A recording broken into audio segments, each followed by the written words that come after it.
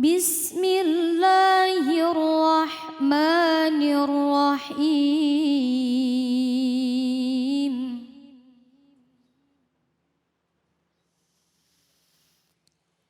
Illa tansuruhu faqad nasarahu Allahu idh akhrajahu alladhina kafaru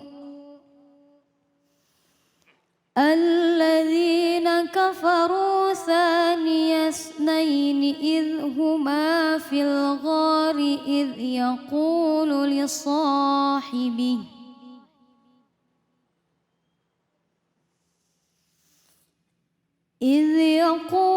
li sahibihi la tahzan innallaha ma'ana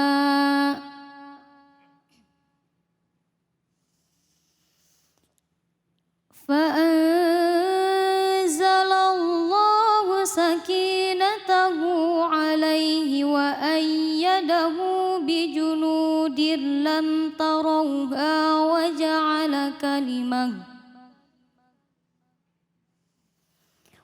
ja'ala kalimatal ladzina kafaru sufla wa kalimatullahi hiyal ulya wallahu azizun hakim. Sadaqallahul azim. Dengan menyebut nama Allah yang Maha Pengasih lagi Maha Penyayang. Jika kamu tidak menolongnya, sesungguhnya Allah telah menolongnya. Yaitu ketika orang-orang kafir mengusirnya dari Mekah. Sedang dia salah seorang dari dua orang ketika keduanya berada dalam gua. Dan ketika itu dia berkata kepada sahabatnya, janganlah engkau bersedih. Sesungguhnya Allah bersama kita. Maka Allah menurunkan ketenangan kepada Muhammad dan membantu dengan bala tentara malaikat-malaikat yang tidak terlihat olehmu. Dan dia menjadikan seruan orang-orang kafir itu rendah.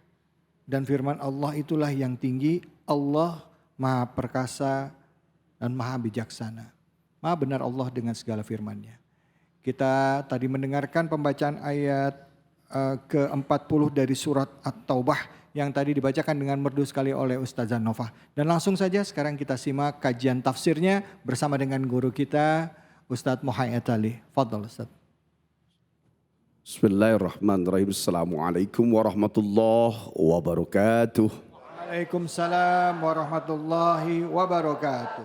Alhamdulillahilladzi anzala as-sakinata fi qulubil mu'minin liyazdadu imanuhum ma'a imanihim. Asyhadu an la ilaha illallah wa asyhadu anna Muhammadar Rasulullah, amma ba'du. Pemirsa Cahaya Hati Indonesia, juga ibu-ibu yang saya banggakan, mudah-mudahan saya doain khusus dari hati yang paling dalam, ibu-ibu banyak duitnya. Kencang bener aminnya. Itu langsung melek Ustadz. Iya itu nurani dan fitrah itu. Iya. Terima kasih Bang David Khalik. Insyaallah kita kembali jumpa pada saat ini dengan segala macam problematika hidup. Ya. Dan itu sunnatullah. Sebagaimana ad-dunya darul imtihan. Dunia itu ladang ujian. Kalau bicara ujian harusnya nangis terus, gelisah terus, merana terus. Apa-apa yang tidak baik terasa di hati. Ya. Nggak punya sedikit gelisah. Padahal manusia memang diciptakan demikian. Ya. Diciptakan dalam keadaan keluh kesah.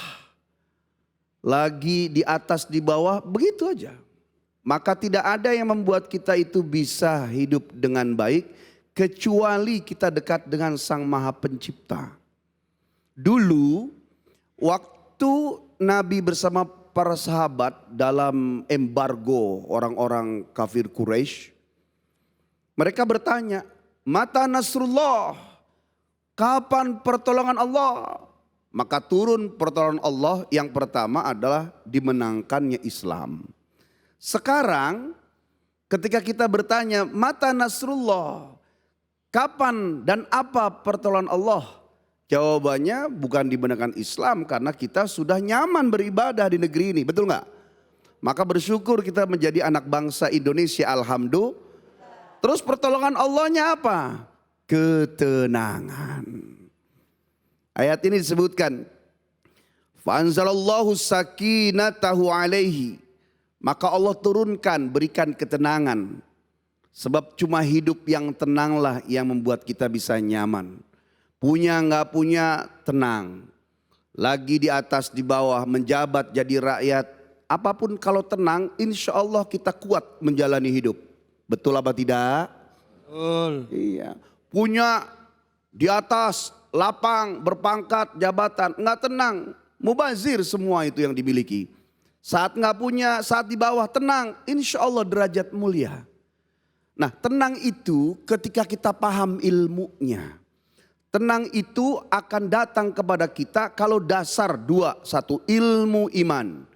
Ilmunya nyampe, kemudian amalannya dalam iman sesuai dengan ilmu yang kita dapatkan.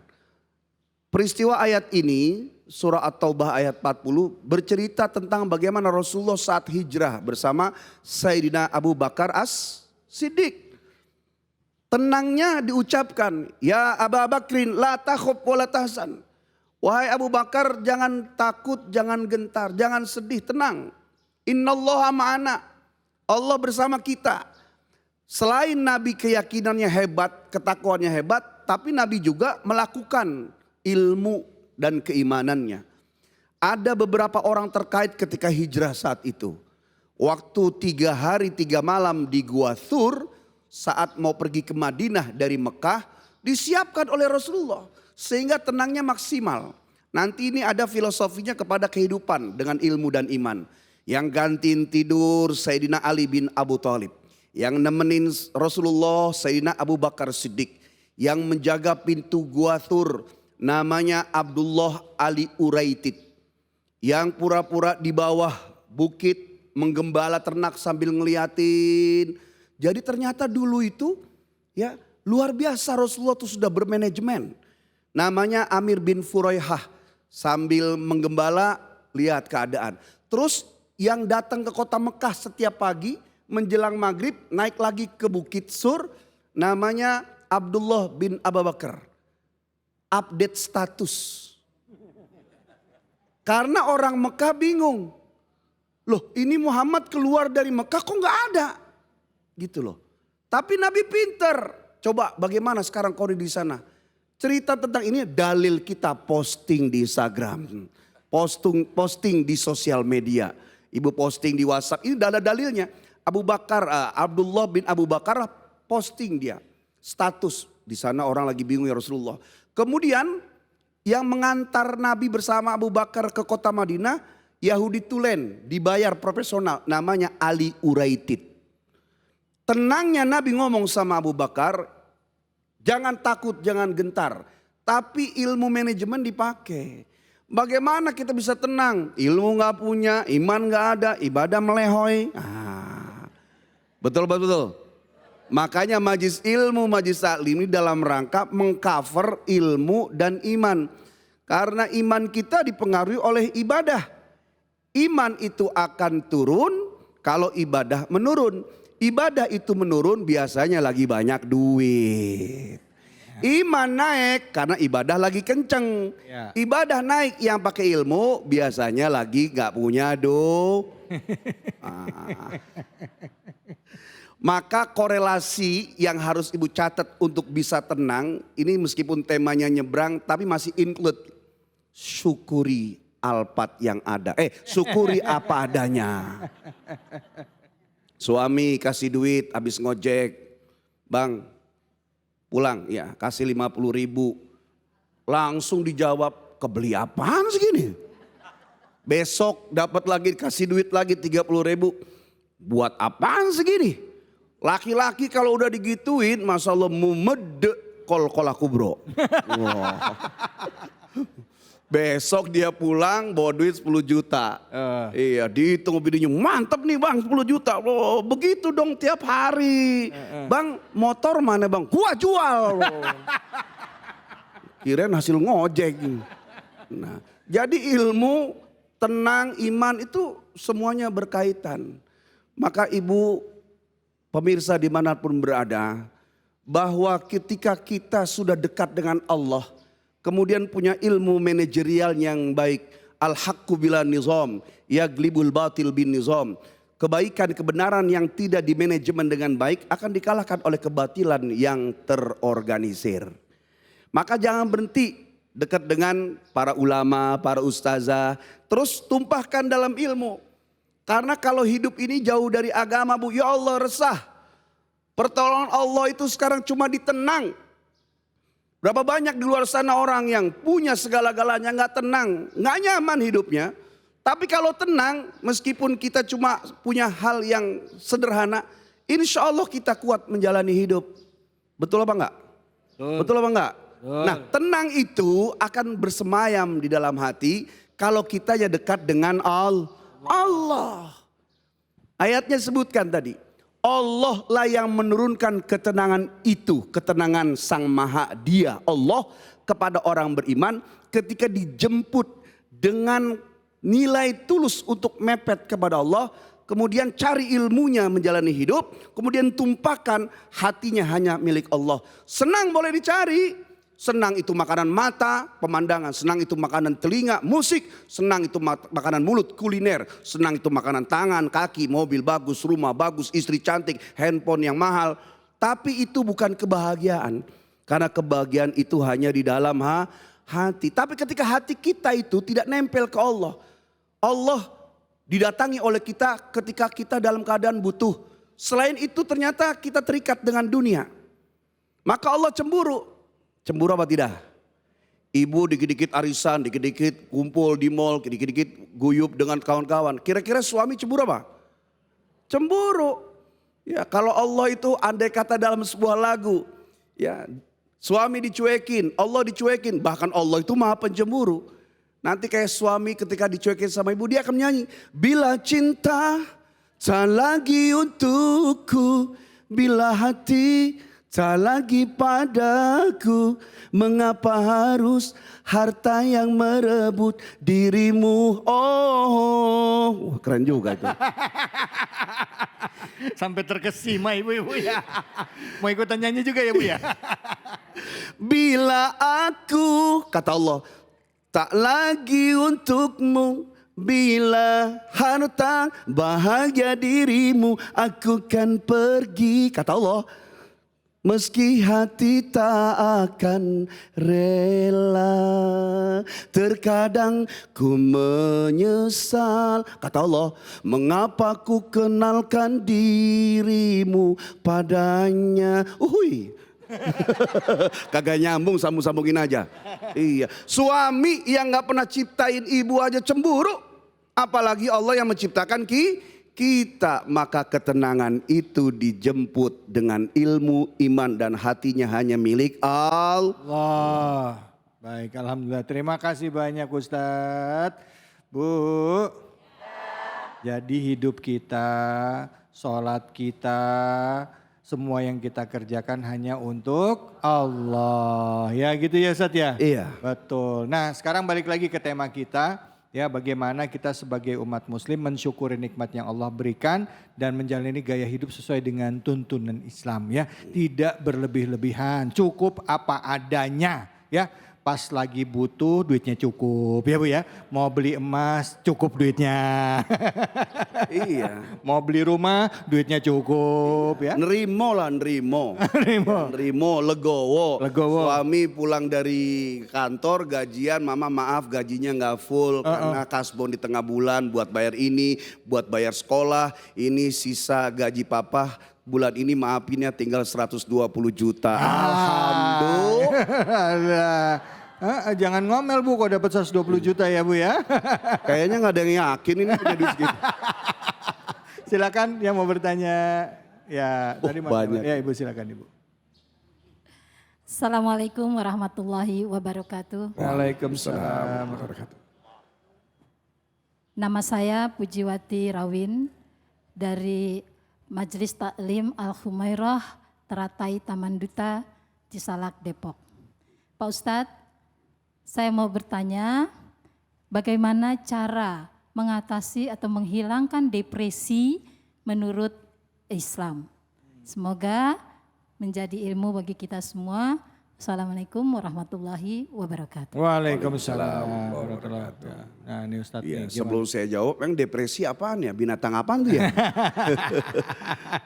Ya, sebelum saya jawab, secara umum apa sih depresi itu? Sesuatu yang tidak kuat manusia tanggung, gejolak jiwa ya. Kenapa sampai bisa depresi? Terkadang kalau bahasa sederhana itu, orang Islam itu nggak mungkin stres dan depresi. Kenapa bisa stres dan depresi? Karena melampaui batas. Kenapa orang itu bisa sakit? Karena terlalu ekspektasi kepada harapannya berlebihan. Pengen apa, ngotot, Allah nggak dibawa serta, ilmunya terbatas, nafsu membesar, fokus, berharap kepada selain Allah, nggak kesampaian, depresi. Betul nggak? Bener nggak? Jawabnya sambil depresi juga ini rumahnya. Nah, oke, saya jawab. Kita bisa depresi, tadi sudah saya bahas, saat kita itu jauh dari Allah. Maka kembali ke Allah. Ustadz saya sholat, iya sholat, puasa. Tapi hatinya yang belum termiliki. Kita, saya, ibu, semua mungkin ada pemirsa ya. Habis selesai salam dalam sholat aja, masih berani ngomong gini, Assalamualaikum, Assalamualaikum. Ya Allah, kok hidup gini amat ya. Coba itu. Padahal baru ngadep Allah. Gimana kalau dia nggak sholat? Perbaiki hubungan dengan Allah nomor satu. Yang kedua, jauhi lingkungan yang tidak baik. Yang sedikit-sedikit bicara tentang dunia. Bahkan saya kasih tahu, kalau ibu ngobrol dengan teman, kemudian tidak ada kebaikan atau bahasa lebih ekstrimnya, nggak ada ayat, nggak ada hadis yang keluar dari mulut kita, ya ngobrol cuma hahaha, kemudian posting selesai bubar makan, maka 90% tis'una bil mi'ah obrolan itu obrolan syaitan. Jadi usahain kalau ngobrol ketemu tuh adalah kebaikan. Bu nanti malam tahajud ya, supaya gugur kewajiban di hadapan Allah. Ada kebaikan. Ya. Jadi menghindari lingkungan terbaik, apalagi sampai ngomongin orang. Yang parah lagi ngomongin Nih. nggak ada yang jawab ini. Yang ketiga, ya ibu datangi orang yang memang cocok pilihan ketika sedang pusing. Ya. Jangan salah curhat. Curhat sembarangan ke orang, semua orang curhat. Paling sakit curhat sama orang tuh bu, curhat, pok saya ini. Terus nggak lama dia jawab, sama saya juga, sakit itu. Ya. Curhat sama orang, Ustadz saya mau bertanya, tolong setelah itu kasih saya nasihat. Jangan semua orang curhatin, apalagi keluar sampai diposting. Ya, nanti hati jadi tidak baik. Nah, insya Allah kita nggak akan depresi. Semua ada 7 sebenarnya ya. Saya bawa 3 aja. Sesederhana itu, meskipun prakteknya berat, tetapi ibu coba jalankan yang 3 hal tadi. Amin, insya Allah terima kasih banyak Ustadz ya.